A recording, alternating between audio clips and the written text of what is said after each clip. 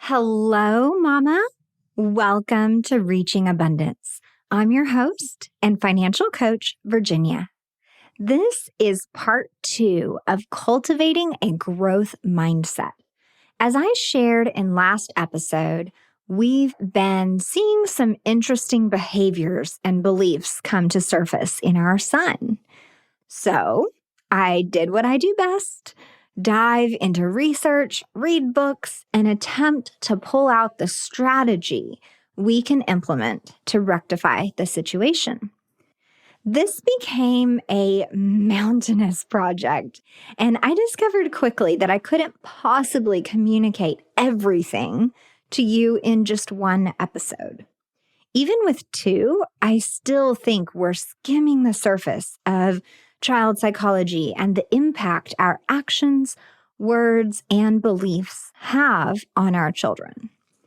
But like I mentioned in last episode, living an abundant life is so multifaceted. It's like a massive puzzle with 1,000 pieces.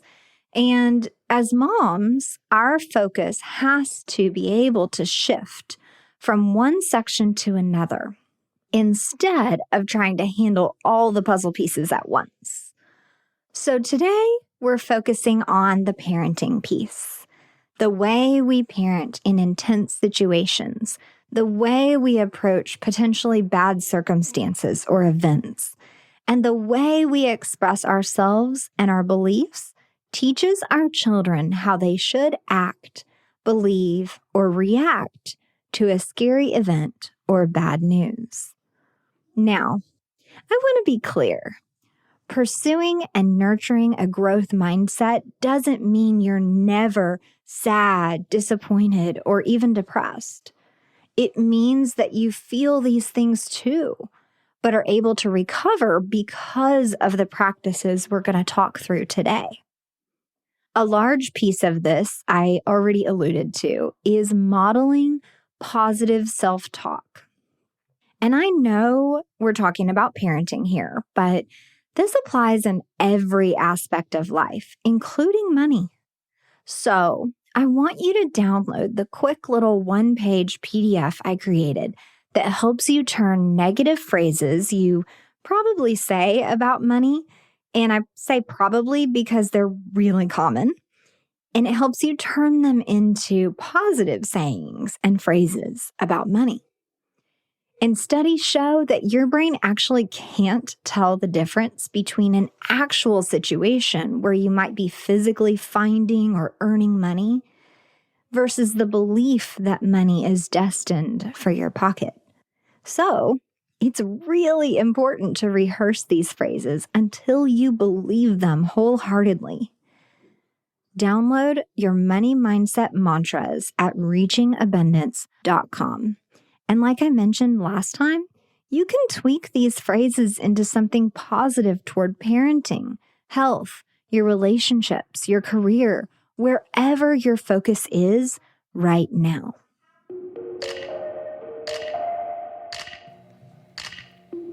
Welcome to the Reaching Abundance podcast, where your host, Virginia Elder, shares helpful guidance for moms around positive mindset, creating simplicity, practicing true self-care, and most of all, money management.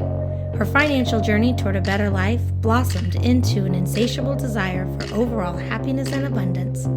Hang out with her right here each week while she ditches the taboos around women and money, shares resources, educates, and financially empowers all the mamas. Hey there, Mama. Thank you again for joining me in this part 2 of Cultivating a Growth Mindset. Last episode, I went through 3 key components or pillars of beliefs we need to have and teach to our children, plus the do's and don'ts of approaching a child with a naturally negative mindset. As usual, it's most important that we lean on these lessons the most when tensions are high. Those 3 components and the do's and don'ts from last episode will help support the 10 practices we'll be talking about in this episode. Let's be honest, parenting is complicated. You and I are very different people. We run our households differently, and our kids have very different personalities. So, I want to remind you to take what you need from these episodes, the things you think you want to work on, or the actions you think are worth trying, and do those first. Don't try to implement everything at once. That's also why I broke this up into 2 episodes. So you can work on the beliefs and approach first, and then learn the 10 suggested tools and tactics. As I go through these 10 tactics today, I want to preface this with, yes, I want you to teach these to your kids. But I'm not talking about the typical student-teacher relationship. When I say teach these to your kids, what I really mean is implement, practice, discuss, and create these activities as something both you and your child can participate in. Here's why. The first of the 10 tools or techniques is, surprise, surprise, to model the 3 key components, the behaviors, and the other 9 tactics you're about to hear. It's very hard to believe or imagine something if you've never seen it before or never been exposed to that type of behavior before. Like if you had never seen Oprah on TV or watched one of her episodes or heard her speak, you would not believe that there was someone so gracious, so compassionate, so amazing as Oprah. Same thing with any big speaker before. Like if you had been to some kind of like Tony Robbins seminar before and you had never heard of this person, it would be very hard for you to believe the level of impact he could have on someone who did attend something like that. So we as mothers have to intentionally embrace emotions, our kids and our own, and show them what it looks like to experience fear, disappointment, struggle, sadness, grief, anxiety, and what it looks like to see silver linings, to see the bright side, and what it looks like to actually flip the mood from negative to motivated, determined, thankful, or action-oriented. So the first thing to remember before you teach any of the rest of these 10 things is that the number one thing for us mamas to do is to model these behaviors. The second of the 10 tools or techniques that I want to teach you today is something you've probably heard of before that may have been recommended for you. It's affirmations and visualization. Some people think this is woo-woo, but I don't care what religion you are or background you come from. The words you believe, think, and speak are powerful. This goes for us and our children. Have you ever heard your kids say a phrase that sounded kind of familiar and realized that they just totally repeated something that you always say? Yeah, they're seriously sponges. So when you affirm things for yourself like, I am strong, I am worthy, that's really great. But I like to go further too. Affirmations like, I love a tough challenge. I have the power to find solutions to any problem I encounter. And I'm appreciative of the learning opportunities in my life. These phrases address that you might be facing an issue, but that you can figure it out. So when you repeat these to yourself, modeling the behavior and using this as a tool, when you're working through an issue with your child, this language is familiar. Same thing with visualization. When you're faced with a challenge and you visualize yourself, not just on the other side of it, but if you back up a little and envision yourself learning and working through it and building whatever you need to build or having the meetings or crafting the thing, your awareness adjusts and you'll be able to see the opportunity when it presents itself. Or you'll have imagined yourself doing the thing so the physical action won't seem so foreign. Your kid can't see you imagining these things, right? But if you talk talk about what you're visualizing and how you're working through the project or the challenge in your mind, you can start the conversation by saying, hey, you know that problem I've been having? Well, I had a dream last night about how to solve it, and I'm going to try it today. Sometimes I seriously dream solutions to things. Or sometimes it was a purposeful visualization. So in that case, you can tell your kiddo, I've been thinking about X problem lately, and I was really imagining what I would have to do or how I could solve it, and I feel a lot better now. When you talk about your beliefs, which are affirmations, or your thought processes, which are visualizations, your child will learn that these are viable options and practices, and they will begin to adopt them. And of course, when you have the opportunity, talk to them and walk them through some affirmations having to do with the specific issue they are facing. Talk them through visualizing the specific actions they will take or the skills they will use to face that issue. Whether it's an issue with a friend, academics, sports, or with following the rules, help them form words to describe themselves in a positive way. I am a generous friend, and it makes me feel good to share and to be shared with. I am a great soccer player who works hard and loves to demonstrate my skills on the field. I am a hard worker in the classroom, and I enjoy learning something new every day. And as you're going through the scenario they are facing, help them envision sharing with the friends, doing those soccer skills under pressure, or focusing on their worksheet in class. A big part of this is about helping them create awareness of themselves and their own abilities. They are already awesome, duh. You're their mom and you see it, but they don't see it. They don't know these skills already exist inside. Or maybe they just need to be reminded. The third thing is practicing gratitude. We're inundated with gratitude journals, practices, and even in religion, when you say your prayers, you're taught to thank God for all the good things in your life. Thankfulness is taught everywhere, and it's proven that when a person is more thankful, they seem to be happier.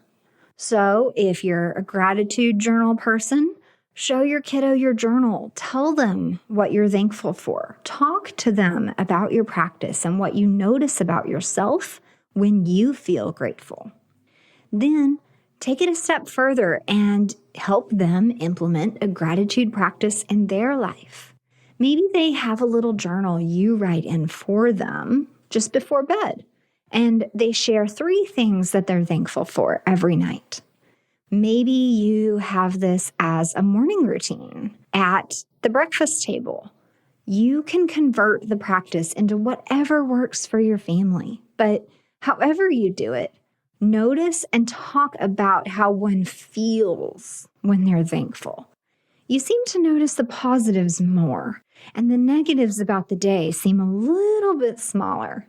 And as time goes on and the practice matures, you can even help them look at the things they didn't like about their day and find the things they're thankful for within that situation, like lessons learned or truth revealed or what to watch out for next time. Because a big part of the growth mindset is learning from every experience and taking those lessons forward. Another of the 10 tools or exercises that is beneficial to us moms for ourselves and that would be excellent to be teaching our children is breathing exercises. It doesn't have to be complicated, okay? All you have to do is when you feel frustrated, tense, irritated, or annoyed, take 3 deep, long, full breaths. See if you can count to 5 during the whole inhale and again throughout the exhale 3 times. Studies show that as we're going through the mundane tasks of our day, and especially when we're facing decisions, feeling emotional, or sitting, we don't breathe enough. We generally breathe very shallow breaths and rarely do large, lung-filling, long drawn-out breaths. So those are what we need to integrate. The practice of breathing in this full yet calculated and slow manner is relaxing and makes us pause for a minute. But the act also fills our bodies, our muscles, and yes, your brain with the oxygen it needs to think. When you take deep breaths, you're likely to relax tension and focus away from the problem for just 20 or 30 seconds while you're breathing, so that when you return to address the problem, those few seconds refreshed you and you're able to handle whatever it is. Now, you don't have to explain all of this to the kiddo, okay? Especially if they're very young. But you can teach even a very young child to do these deep breaths when they feel upset or getting frustrated. This is also a great exercise to do together at bedtime or just before a nap. Again, because that flow of oxygen releases the body and calms the mind. When your child sees you practicing deep breaths and these other conscious calming techniques, and you talk openly about it with them, and of course, this reverts back to the number one thing, modeling, right? They don't know not to copy or mimic your behavior. When you have erratic behavior, they are going to have erratic behavior. Whatever they see in you determines how they are going to act. So, really consider how you can implement some of these tools and techniques. Number 5 is to alter the environment. This is where you physically change the child's surroundings to reset the situation on purpose. Think about a really busy household, for example. Maybe there's lots of kids, mom and dad, maybe a multi-generational thing going on. So you have aunts and uncles or grandparents, just a lot of people. And if that doesn't apply to you, just think back to pre-COVID when we could have big birthday bashes and invite everyone and their dog. Those situations can be lots of fun, but they can also be very overwhelming. And simple situations like a busy store or a crowded line or a loud room with people talking and the TV on, any of these can kick a child's senses into overdrive. This was something I noticed right away and had to implement early with my son. A physical change of environment was required so that he could reset, breathe, and decide when he was ready to go back to the party. The easiest way to do this, and what we've done for years now, is just to step outside. When he was very young, I would try my best just to watch him. Everybody has behavioral cues where you can tell they're getting irritable or overwhelmed. I would try, y'all. I would try so hard to time things right before he kind of lost his mind. And sometimes I just didn't catch it fast enough, and he was already throwing a fit or crying or just being really agitated. And I would just scoop him up and we'd step outside. I'm not in that moment telling him to calm down or to stop crying, because that's part of the don'ts, right? So maybe instead I'm telling him just to breathe with me, or look at the trees, look at the wind blowing the leaves, or maybe I'm just asking him, hey, doesn't the fresh air feel good out here? It is a distraction technique, but it's also just a way to get his mind off of whatever it was that was irritating or agitating, and giving him the mental space to be able to breathe and calm down. I'm just completely changing his focus from the craziness, right? We've stepped outside, so we're removing ourselves from the situation, and we're just taking a few minutes to reset. Usually he's a completely new person, and I am too, when we decide we are ready to head back inside and face the noise again. This practice can be converted, and you can use the porch, the car, some headphones with soft music, or even your room as your child's safe space. And I want to clarify, this isn't to be used as punishment. This isn't like a go outside or go to your room kind of a thing. When I was a kid, go to your room was like a death sentence. That's not what we're doing here. We're communicating that it's okay to take a break from any situation. You can go to a place that makes you feel more comfortable and come back when you're ready. We aren't slamming doors, and this isn't in anger. It's a reset that we can implement and that we can teach our children to implement in any situation. And for me, the kids know now. If I just say, just a minute, mommy needs to step outside for some fresh air, and I'll be right back. It's like, okay, cool, give mom a minute. And they wait because they do the same thing, and I respect their space too.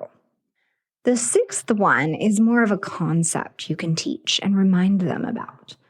Many of us adults, especially in the entrepreneur world, have heard of the classic lizard brain, which refers to the prehistoric programming of our mentality to play it safe and stay small so you don't get hurt. The whole don't share your audacious ideas because you'll be laughed at concept. Well, I want to suggest you teach your kids about a monkey brain.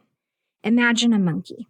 They swing from tree to tree, switching directions constantly, eating half a banana and then dropping it for the next best option, having really just no focus, no goals, just being goofy throughout their day. You can highlight whatever erratic behavior you want to here.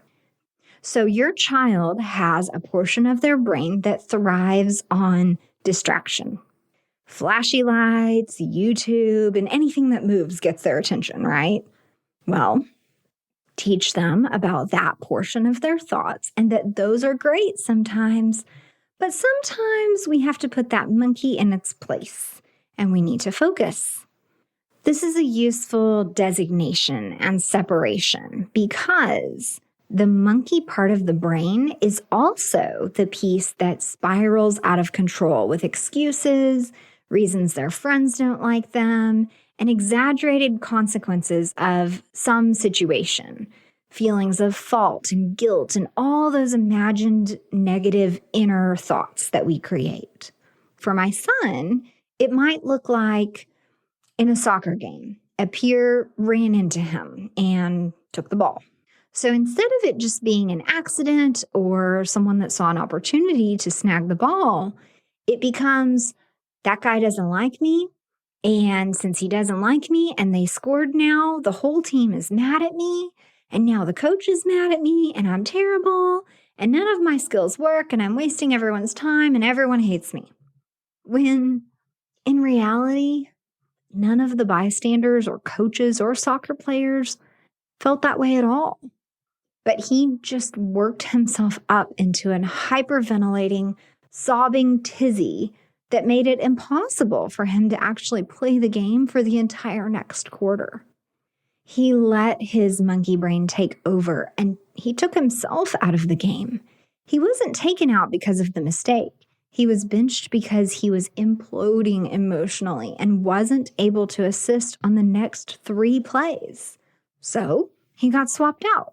The coach wasn't mad. We weren't mad. It's all completely in his head.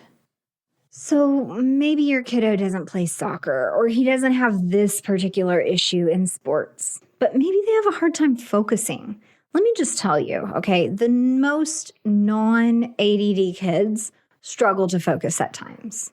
You can use this monkey brain lesson to teach them and talk to them, like turn the monkey brain off and focus on what you're supposed to be doing. And I ask my kids quite often, is the monkey in charge right now or you? And when I remind them of this, they're like, oh yeah, no, I'm in charge. I'm going to focus on my stuff. And they immediately go get their shoes or whatever it was they were supposed to be doing. It really helps. And the other thing is that I just simply ask them, are you distracted right now or are you doing what I asked you? Usually they will admit that they are distracted. And we have an open conversation situation going here where they can say, what was it that you told me to do again? And most of the times I will gladly remind them. Hey, Mama. At this point, I think we're on the same page. We both want our kids to grow up way more financially savvy than we did. Let's be real. Teaching kids about money using cash is necessary, but to prevent them from suffering the same money issues we have, they need practice using apps and plastic, which is where FamZoo comes in.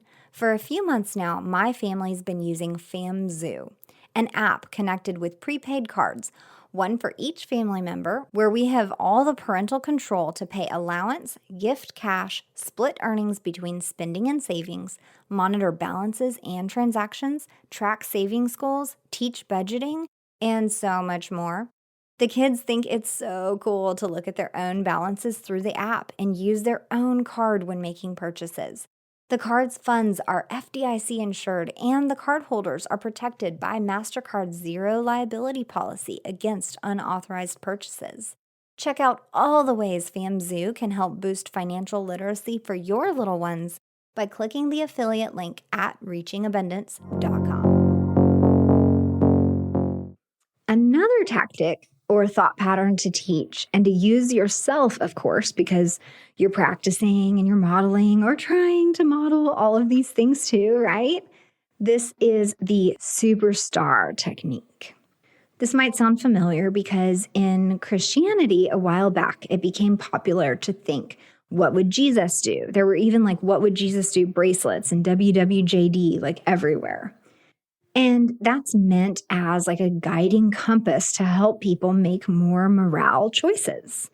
But the same concept is useful when teaching children resilience and to battle that little negative voice inside, because most kids have a sports figure, a superhero, an actor, or someone they look up to and idolize.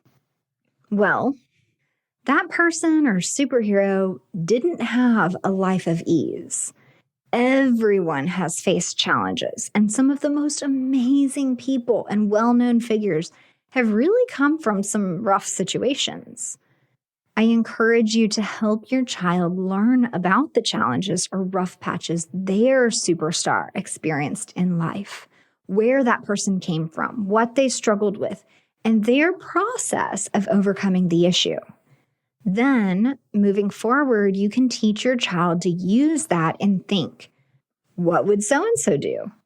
I'll ask my son when it comes to soccer, what would Messi or Ronaldo do in a soccer game if they tripped or got knocked down? It's easy for him to say, well, they'd get back up and they would get the ball back.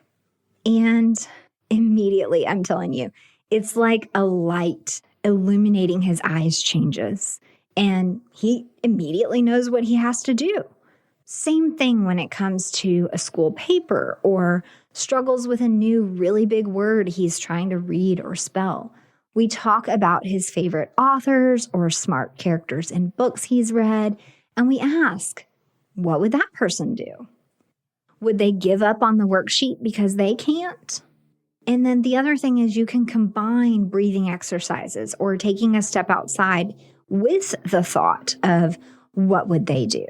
He really does well when I'm able to get him to take a step back and look at the big picture. The absolutely most helpful of these 10 techniques to cultivating a growth mindset in kids is this one, number 8. And I call this the Magic 3. This tool has only gained momentum for us within the past few years based on brain development and his ability to be creative on his own because he's 8 now. And based on child brain development and the cognitive connections it takes to understand options and causes and effects, it doesn't really start to work for a kiddo until about 7 years old. Although I will say you can begin to coach your child on this much earlier, it will be you coming up with the Magic 3 instead of them. Okay, so what's the Magic 3, you ask? You can use it in 2 ways. Either when presented with a challenge, you work to come up with 3 potential solutions, or when something crappy does happen, you work to come up with 3 silver linings. We've used it both ways. Odds are when something happens and you train your brain to focus on creating potential solutions instead of focusing on the problem, you're going to recover from the drama faster. And odds are that one of your 3 imagined and created solutions are going to work. It's human nature to experience an issue and then dwell on it. All this stuff we're talking about is completely normal for a kid. Something happens at recess, and then you're suddenly off the deep end that all the friends hate you. You'll never be invited to a birthday party again. No one wants to be your friend, and they're going to laugh at you when you raise your hand in class. And you're going to have no friends for the rest of your life. That's how all of our brains work, right? We make one mistake, and it builds and builds and builds, and we extrapolate it to mean everything throughout life. I still battle thoughts like that, although on a much mature level. But before the kiddo gets all wired up, extrapolating these extreme imagined results, we bring it back home. What's the specific problem or issue? Like what exactly happened? And then once we get it nailed down to just that one problem, that one action that happened, not any of the extrapolated potential problems, okay? Then we think about it. All right, what is one potential possible action you can take? He comes up with an answer and we talk through it to see if that will work. Maybe it works, maybe it doesn't. And then I go, okay, what's another possible action you can take? It has to be something that he can do, something that your child can do that they can exhibit control over the situation. Sometimes this is getting back on the soccer field. Sometimes that's apologizing to the friend where you hurt their feelings. Sometimes it's asking the teacher for help. And we talk through that one, and then we even stretch our brains to come up with a third potential solution to the issue. This exercise, when practiced time and time again for years and years and years, it creates a solution-oriented mind. It challenges them to come up with more than just 1 or 2 options, and sometimes that third potential solution is really tough to come up with. And in my experience, it stops the crying, it stops the emotional spiral that happens, and it prevents them from just reliving the event and the hurt that they experienced over and over again. We start to focus on the solutions. And when I am able to see his mind shift towards that solutions-focused mindset, I mean, his whole face changes. It's a really beautiful thing. The 9th option works best for a child you suspect over-anticipates things. Maybe they seem really excited leading up to an event, but when it's actually about to happen, they sort of freak out and it's a little too overwhelming. Or maybe they thought they were excited, but then something didn't go as planned and now they're crying. I personally have experience with this. This is a weird level of anticipation or expectation that we sometimes attach to things, whether it be a big event like a party or a speech or a presentation, or it could be just something as simple as bedtime.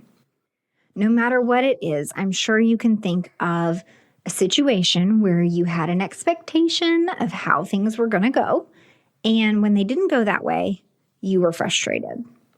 So this 9th tool is just to remember that anxiety is a good thing. It's a built-in tool that allowed our ancestors to make life or death decisions about food, energy, water, predators, and prey. So while we don't use it in the same way, anxiety isn't necessarily something to be banished or hated. It's a good thing. We just have to learn how our particular anxiety works, embrace it because it's not going anywhere, and then test and try things to help us deal. Maybe that fresh air or those deep breaths or over-preparing for the meeting so we don't get caught off guard. It could be anything. But at the base of it all, we have to love ourselves so deeply that we love our flaws too. And we have to teach that to our kids. It's our weirdness, our quirkiness, differences, and uniqueness that make us beautiful. We have to learn to work with and learn all those things about ourselves and teach your kids this. Talk to them about this over and over when they bring up a quote unquote bad quality or something they don't like about themselves. Loving yourself so much so that you would stand up for and defend that quote unquote bad quality with all the positives it helps you do is a skill that's amazing and beautiful in itself. But the thing is, it also breeds confidence. And these tools, if I had them or knew about them, or if someone talked to me about them when I was a kid, man, who knows where I'd be? The 10th one is something primarily in our mama control. And it's that we can take all of the above and practice and teach all the things. But ultimately, we have to foster and create opportunities for our children to learn. We have to allow them to express themselves, to follow their passions, and we need to be creative about this. And whether that looks like entering them into classes or paying for lessons or having deep conversations with them one-on-one, we need to be able to teach them these strategies and provide them opportunities where they can use these strategies.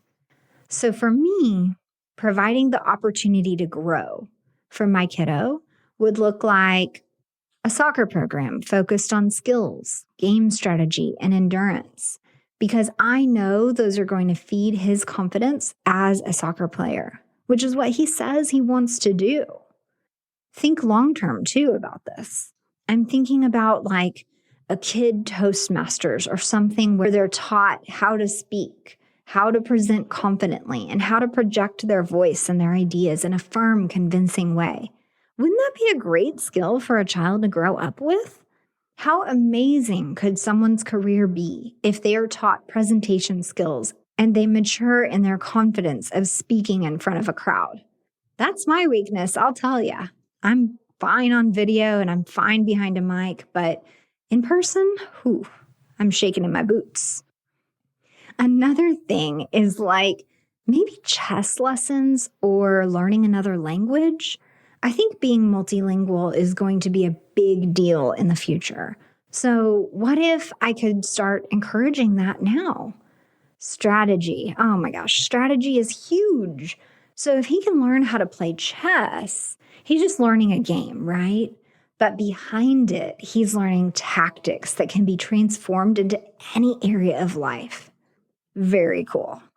So I'm well aware that this is all coming from a very privileged place, being able to pay for lessons and to expect to be able to do all these things. I want to say, you and your kiddo can learn anything on the internet. So if you don't have the money for this, you're working on paying off the debt load, or you're budgeting like crazy, you can still provide these opportunities. It may just look like you orchestrating the chess game or you outside in the front yard training your ball player. There's still opportunity for growth here, though. And you still have the power to provide that no matter what the situation is. I've personally spent, $2 or $3 on an app here or there to begin the process of some of these lessons, download a chess game app on the iPad or whatever you have to do to begin to foster this opportunity. And then as time goes by, you can decide if you really want to pay for a class or what direction you want to take this. So let's take a step back and review, because we went through a lot here, but I really needed to get you all this information. And I want to encourage you to either listen again where you can take notes, or maybe you click through the blog post and reread some of what you've heard, or do whatever you have to do to make sure you pick the items you think will work for your family or what your family needs and implement those things. These are like pillars of knowledge that we must have and work on and remind ourselves and our kids of over and over again. You're going to model these behaviors, teach and practice visualization or affirmations, deep breathing exercises, implement the possibility of changing the environment or altering the physical situation. That's where we just step outside when we're having an issue.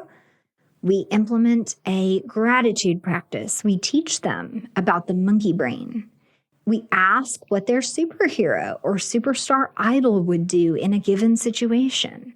We use the magic 3 all the time.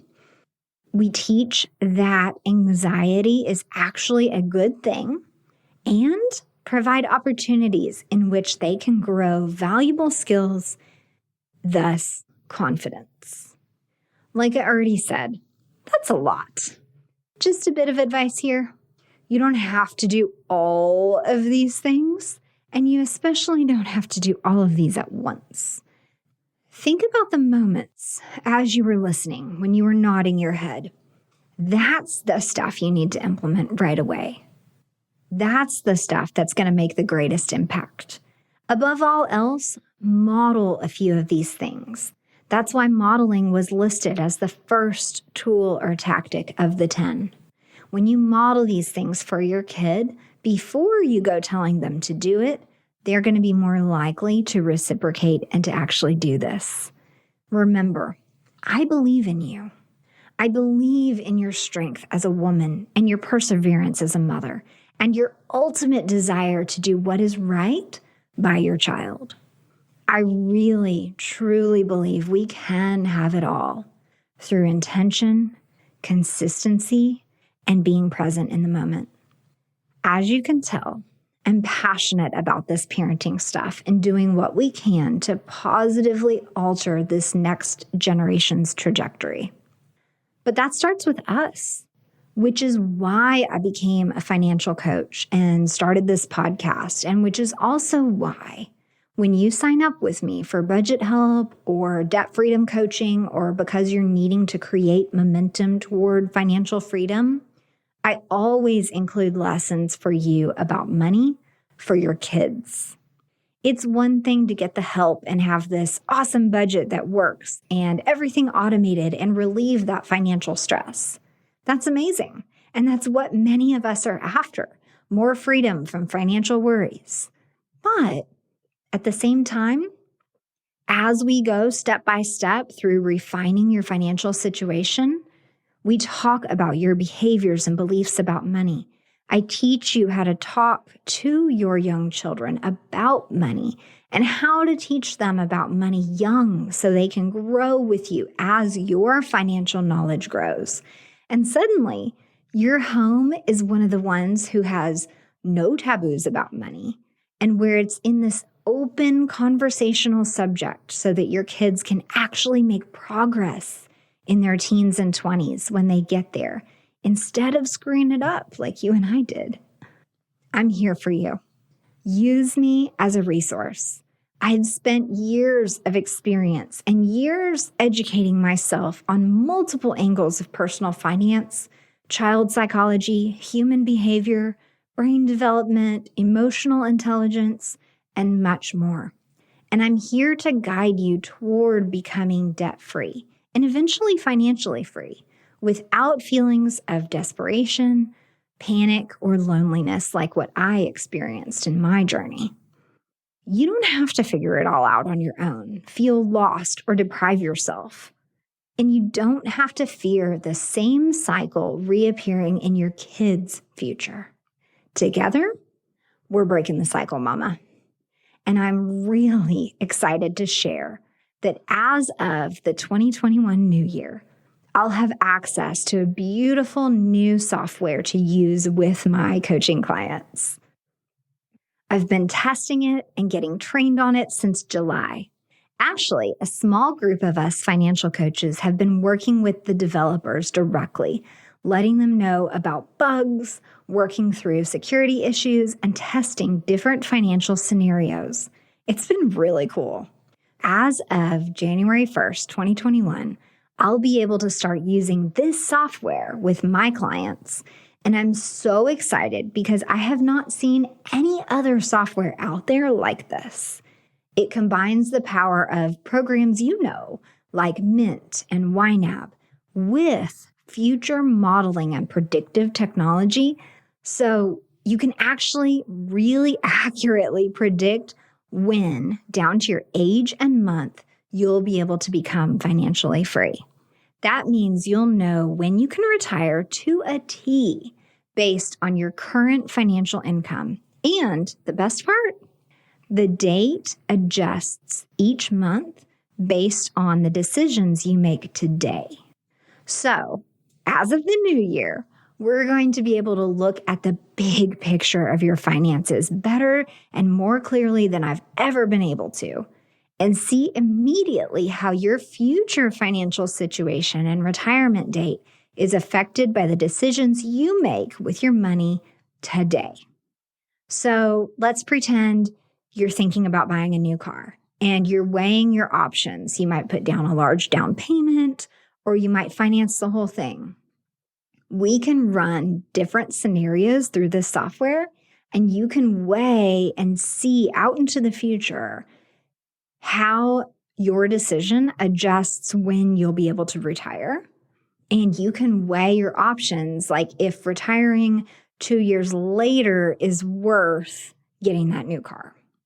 Maybe a different scenario, like you want some really nice $500 shoes, but that also means you can't put $500 in savings this month. I know you can see the immediate effect that you can either deposit $500 in savings or you can buy the shoes. But what does that mean for you as a 60-year-old? That's pretty hard to see, right?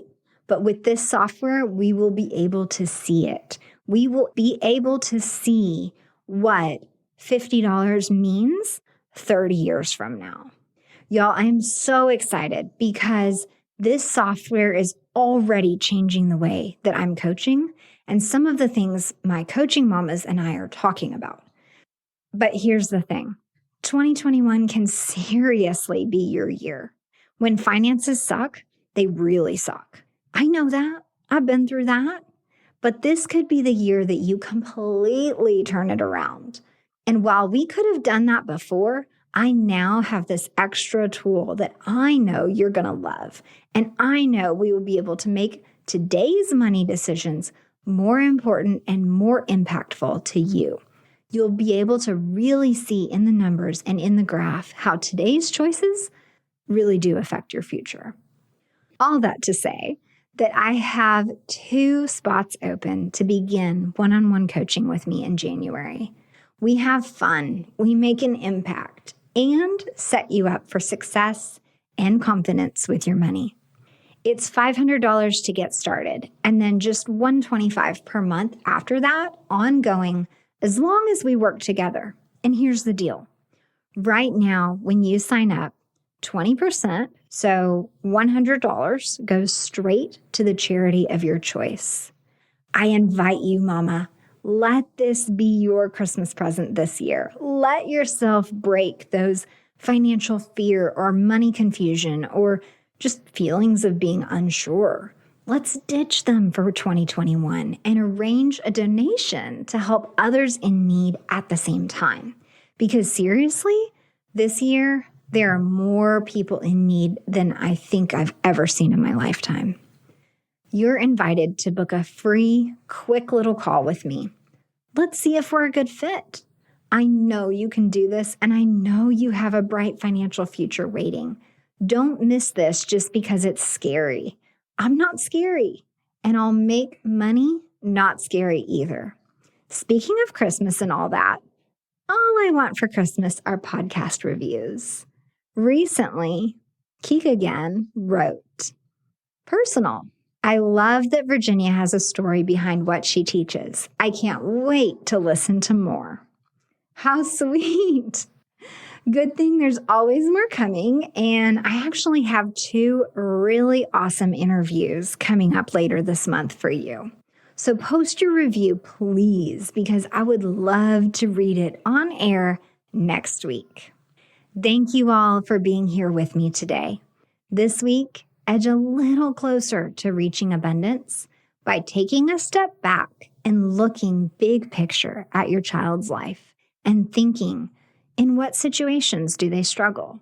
Are there triggers or signs that I can pick up on before the stuff hits the fan? Or which of these coping mechanisms can benefit us? I found it so interesting that as I was researching about the growth mindset and how to nurture that in children, all this stuff is the same stuff that we as adults need. Any list you look at, like, how can I be more peaceful? Or how can I cope better? Or how can I be happier? The lists are like affirmations, fresh air, breathing exercises, yoga, and mindset work. That's what we're doing here. We're giving our kids the tools that we had to wait and learn as adults after years of suffering and wondering what was wrong with us. We're teaching them as children so they can know and love themselves and thrive through situations that knocked you and I on our butts. The magnanimity of this is just awe-inspiring to me, and I am so excited to watch them grow and become and change the world. Meanwhile, the show notes are at reachingabundance.com. You can also find out more about my coaching services and book a call through the link there. Plus, there are links to our affiliate, FamZoo, and the free download of positive money mindset mantras I mentioned at the beginning of the show. Have a wonderful week, Mama. I look forward to talking with you again next time.